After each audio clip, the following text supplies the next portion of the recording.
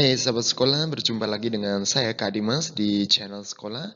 Oke, hari ini kita akan membahas soal penilaian akhir tahun atau soal PAT di semester 2 kelas 5. Nah, di video kali ini kita akan mengawali membahas yaitu latihan soal PAT tema 6. Oke, langsung saja kita mulai. Sahabat sekolah, kita awali dulu dari yaitu muatan pelajaran PPKN KD 3.2. Oke, soal nomor 1. Menurut peraturan pemerintah nomor 28 tahun 1990 yang tidak termasuk dengan hak-hak siswa adalah, ya, kita harus jeli ya, teliti bahwa di soal nomor 1 ini ada kata tidak yang tidak termasuk hak-hak siswa. Ya, yang tidak termasuk hak-hak siswa. Yang mana? Ya, yang tidak ya, yaitu C ya, tidak mendapatkan bantuan fasilitas belajar, beasiswa atau bantuan lain. Padahal yang benar yaitu bahwa siswa itu berhak mendapatkan bantuan fasilitas belajar, beasiswa atau bantuan lainnya. Untuk opsi yang lain A, B, C ini termasuk hak siswa sesuai dengan PP nomor 28 tahun 1990. Oke, kita lanjut untuk soal nomor 2. Masih di PPKN. Hak siswa di sekolah adalah A. Mentaati peraturan di sekolah. B. Memperoleh penilaian dan evaluasi hasil belajar. C. Mengikuti kegiatan yang diadakan sekolah. D. Bertindak santun dengan guru. Mana haknya? Ya, bedakan hak dengan kewajiban. Ya, benar sekali ya. Yang merupakan hak siswa yaitu memperoleh penilaian dan evaluasi hasil belajar. Berarti jawabannya B ya, yang nomor 2. Selanjutnya soal nomor ke-3. Hak untuk menyatakan pendapat dalam segala hal yang mempengaruhi anak disebut yang mana? A. Hak berpartisipasi. B. Tumbuh kembang. C. Perlindungan. D. Kelangsungan hidup. Ya, hak menyatakan pendapat. Ya, benar sekali. Jawabannya adalah A. Hak berpartisipasi. Kemudian soal nomor 4. Hak-hak anak menurut konvensi terdapat 4 golongan, kecuali. Nah, ada kecualinya yang bukan. 4 golongan. Yang mana? Ada ini opsinya ada kelangsungan hidup, merawat anak, hak tumbuh kembang, hak perlindungan. Yang bukan? Ya, jawabannya B ya. Kecuali B, hak merawat anak tidak ada hak dalam 4 golongan tersebut. Oke, kita lanjut. Soal nomor 5. Kewajiban warga negara Indonesia yang tertuang dalam UUD tahun 1945 pasal 30 ayat 1 adalah yang mana ini? Yang hafal. Undang-Undang pasal 30 ayat 1. Ya, benar sekali. Jawabannya adalah B. Setiap warga negara memiliki kewajiban untuk berperan serta dalam membela, mempertahankan kedaulatan negara Indonesia dari serangan musuh. Soal selanjutnya nomor 6. Salah satu kewajiban seorang siswa adalah kewajiban yang harus dilakukan siswa ya, bedakan hak dan kewajiban. Mana yang kewajiban?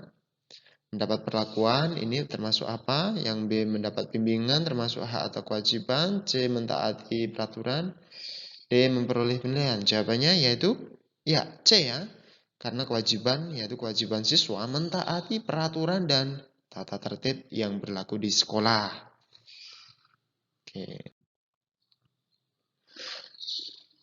Oke, selanjutnya soal nomor 7. Contoh tanggung jawab sebagai anggota masyarakat kecuali. Nah, ingat kita harus jeli ada kecualinya.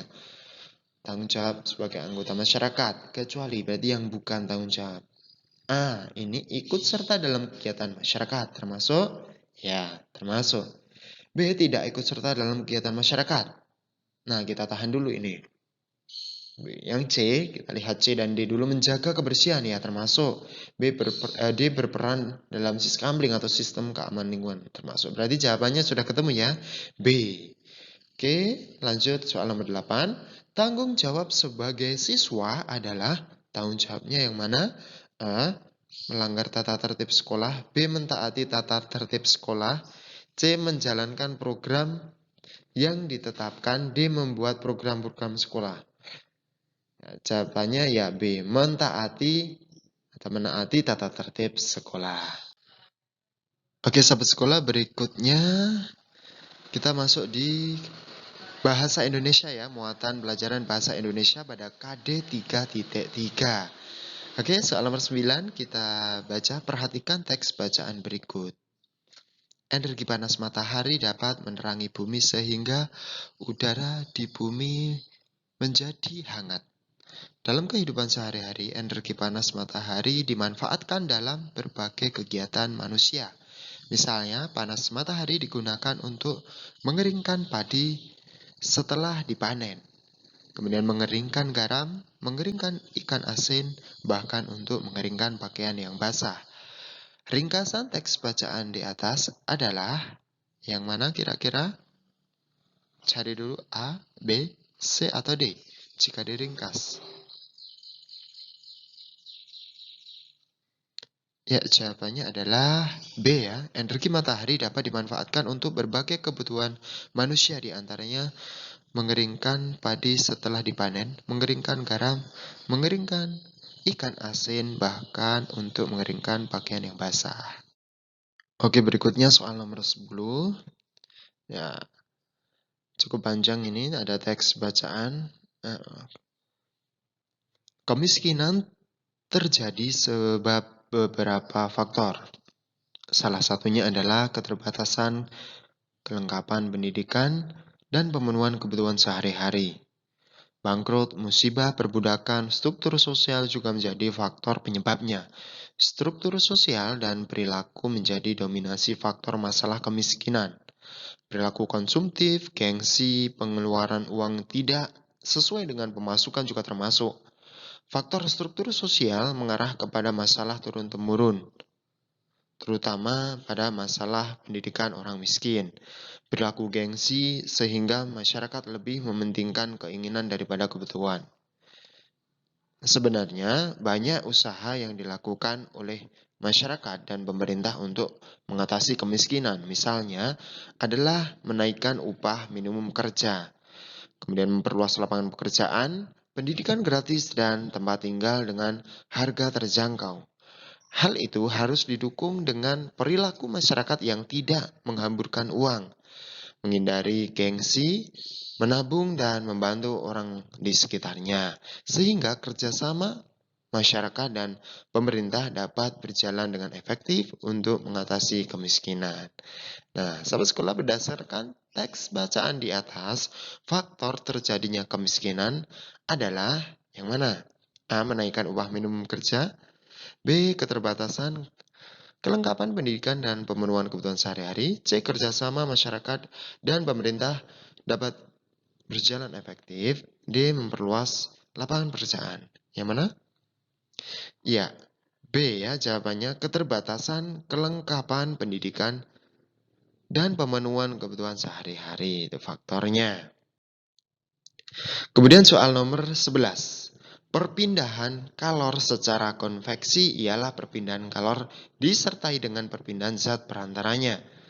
Umumnya, peristiwa perpindahan kalor secara konveksi terjadi pada zat cair, dan zat yang menerima kalor akan memuai dan menjadi lebih ringan sehingga akan bergerak ke atas. Nah, saat zat yang lebih ringan tersebut pindah ke atas, molekul zat yang ada di atasnya akan menggantikannya. Perpindahan secara konveksi dapat diumpamakan dengan kegiatan memindahkan setumpuk buku dari satu tempat ke tempat lain. Ketika kamu memindahkan buku tersebut ke tempat lain, tentu kamu akan ikut bersama dengan buku-buku tersebut. Jika buku-buku itu diumpamakan sebagai energi panas dan kamu adalah medianya, maka perpindahan kalor dengan konveksi akan menyertakan perantaranya. Nah, ringkasan dari paragraf kedua ini yang mana? Kecuali ya, kecuali, ada kecualinya. Harus teliti. Ya, jawabannya adalah D. Peristiwa konveksi terjadi pada saat merebus air. Oke, berikutnya soal nomor 12. Ringkasan dari paragraf pertama pada teks nomor 11 tadi adalah, ya, jawabannya adalah D. Zat yang menerima kalor akan memuai dan menjadi lebih ringan. Kemudian, soal berikutnya. Soal nomor 13. Baca teks bacaan untuk menjawab soal nomor 13 sampai dengan soal nomor 15. Nah, ini teksnya cukup panjang ya, kita baca. Di sekitarmu terdapat banyak benda dengan berbagai macam bahan. Pemilihan. Nah, pemilihan bahan didasarkan pada sifat yang dimiliki bahan tersebut. Misalnya, benda yang dapat mengantarkan panas dan benda yang tidak dapat mengantarkan panas. Ada benda yang mempunyai kemampuan mengantarkan panas dengan baik. Ada pula benda yang tidak dapat mengantarkan panas. Bahan yang dapat mengantarkan panas dengan baik disebut dengan konduktor. Bahan yang tidak dapat mengantarkan panas dengan baik disebut isolator. Sedangkan ada bahan yang sedikit dapat mengantarkan panas yang disebut dengan semikonduktor. Bahan konduktor yang sering digunakan dalam kehidupan sehari-hari biasanya terbuat dari bahan logam. Panci, wajan penggorengan, dan beberapa peralatan masak dapur terbuat dari logam. Jenis logam yang paling sering digunakan untuk membuat alat-alat tersebut antara lain besi, aluminium, dan tembaga. Bahan yang tidak dapat mengantarkan panas disebut isolator. Beberapa bahan yang termasuk sebagai bahan isolator antara lain adalah kayu, kain, dan plastik. Penggunaan bahan-bahan ini banyak sekali dijumpai di sekitar kita. Nah, isi teks bacaan di atas adalah A. Banyak benda konduktor dan isolator yang ada di rumah. B. Banyak peralatan di rumah yang termasuk konduktor dan isolator. C. Contoh benda-benda konduktor yang ada di rumah. D. Contoh benda-benda isolator yang ada di rumah. Jawabannya yaitu ya, B ya. Banyak peralatan di rumah yang termasuk konduktor dan isolator. Oke, berikutnya masih bahasa Indonesia, soal nomor 14, informasi penting paragraf pertama dari teks bacaan di atas adalah yang mana kira-kira dari teks bacaan di atas dari paragraf pertama? Ya, B ya, pemilihan bahan didasarkan pada sifat yang dimiliki bahan tersebut. Oke, kita lanjut soal nomor 15. Kesimpulan paragraf ketiga adalah kesimpulan paragraf ketiga yang mana? Ya, C ya. Beberapa bahan yang termasuk sebagai isolator antara lain adalah kayu, kain, dan plastik. Oke, berikutnya masih bahasa Indonesia soal nomor 16. Nah, bacaan teks cukup panjang ya, tapi kita lihat dulu soalnya. Kesimpulan dari paragraf ketiga adalah, nah, jadi kita menyesuaikan saja dengan soalnya. Kita cukup melihat soal yang ditanyakan soal, yaitu kesimpulan dari paragraf ketiga. Kita baca paragraf ketiga. Pencipta termos pertama kali pada tahun 1902 adalah James Dewar. Penemuannya didorong oleh kebutuhannya untuk menjaga agar minuman bayinya tetap hangat. Tetapi saat itu untuk menjaga suhu minuman agar tetap hangat merupakan hal yang sulit dilakukan, terutama dalam kondisi cuaca yang dingin seperti di Eropa. Kesimpulannya mana? A. Pencipta menemukan cara membuat botol hamba udara. B. Penggunaan termos di kehidupan sehari-hari. Atau C. Pencipta termos pertama kali. Atau D. Pencipta merancang dinding dalam termos seperti kaca. Jawabannya yang ya, pencipta menemukan cara membuat botol hamba udara. Oke, berikutnya muatan IPA KD 3.6. Soal nomor 17. Energi panas dapat dihasilkan antara dua benda. Ya, antara dua benda. Ketika terjadi apa? A. Perhimpitan. B. Pergesekan. C. Berjatuhan. D. D. Bertolak belakang. Ya, benar sekali, jawabannya adalah B. Pergesekan. Maka jika terjadi pergesekan, benda akan menimbulkan energi panas. Oke, soal nomor 18. Ilmu pengetahuan alam untuk menyatakan tingkat panas dinginnya suatu keadaan digunakan untuk suatu besaran disebut apa? Ya, suhu temperatur. Suhu atau temperatur. Jawabannya B. Berikutnya soal nomor 19, alat untuk mengukur suhu disebut apa? Termohigrok, kalorimeter, termometer atau dinamometer. Ya, benar sekali. Termometer ya, alat pengukur suhu. Oke, berikutnya soal nomor 20. Perpindahan kalor tanpa memindahkan zat perantaranya disebut A. Konveksi, B. Konduksi, C. Radiasi, D. Kontribusi. Jawabannya adalah iya, benar sekali. Konduksi.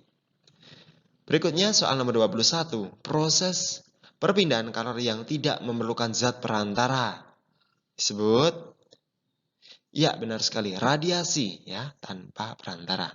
Soal nomor 22. Perpindahan kalor secara konveksi juga mengakibatkan terjadinya apa ini? Akibat dari konveksi. A. Memasak, B.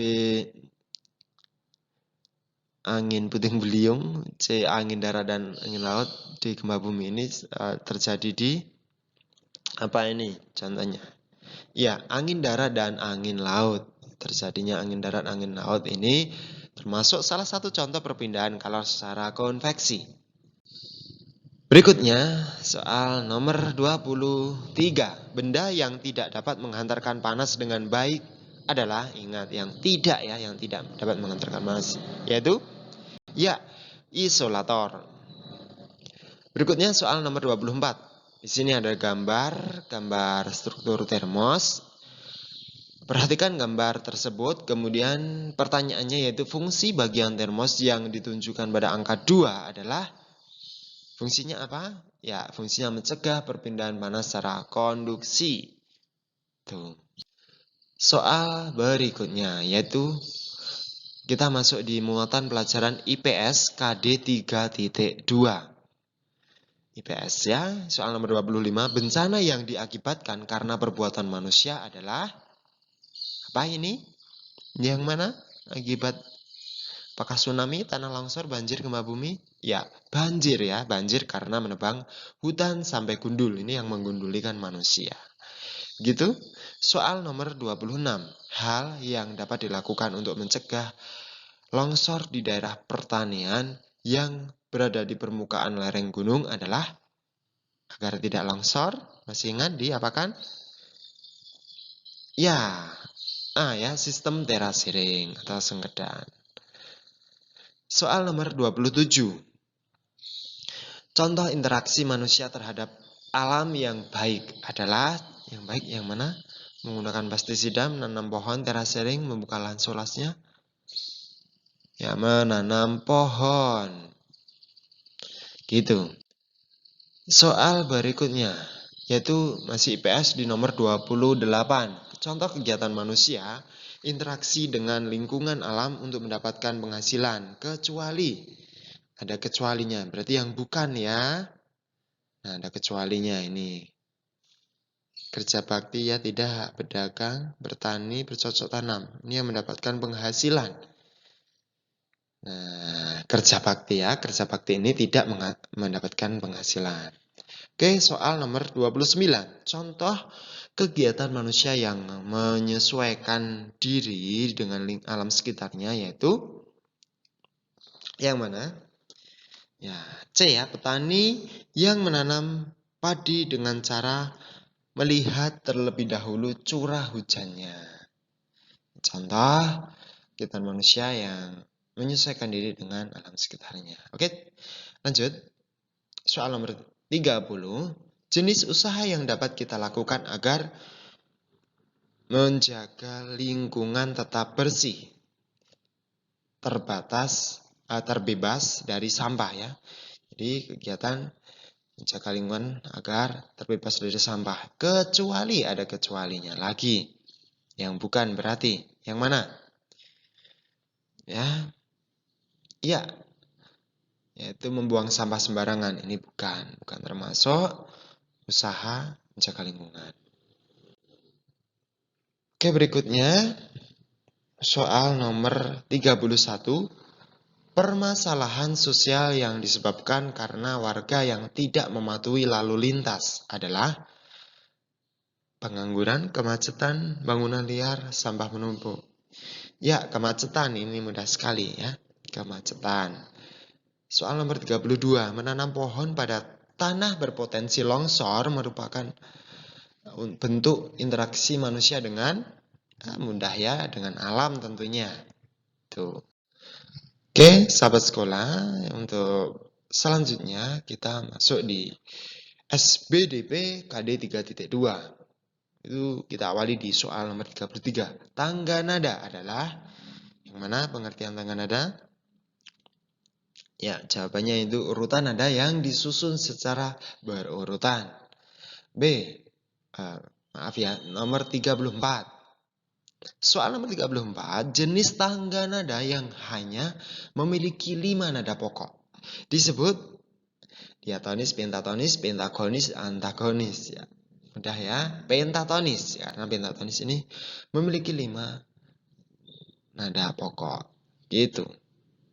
Soal nomor 35, lagu yang menggunakan tangga nada selendro memberi kesan rasa ya, bangga dan lincah. Oke, soal berikutnya yaitu soal nomor 36 masih di SBDP. Tari Saman Aceh mempunyai pola lantai berbentuk Saman Aceh. Ya, horizontal ya, horizontal. Nomor 37 ada gambar di sana, perhatikan gambar tersebut. Tari pada gambar di atas memiliki pola lantai apa? Ya, benar sekali, lingkaran. Berikutnya, soal nomor 38 ya. Tari Skapur Sirih dari Bengkulu memiliki pola tari apa? Ya, garis melengkung ke depan. Terus kita lanjut soal nomor 39. Alat dan bahan yang diperlukan pada teknik basah adalah yang mana? Gampang sekali ya ini ya. B. Cat air, cat poster, dan tinta bak. Oke, soal nomor 40 atau yang terakhir di SBDP. Teknik yang tidak perlu ya, teknik yang tidak perlu menggunakan pengencer. Ini mana yang tidak perlu pakai pengencer? Apakah teknik basah, teknik kering, ukur anyaman? Sangat mudah ya, teknik basah ini. Oke. Oke, sahabat sekolah, berakhir sudah pembahasan soal kita yaitu soal PAT kelas 5 dan bersambung pada pembahasan soal tema 7 ya di video yang berikutnya. Oke, cukup sekian, salam semangat luar biasa.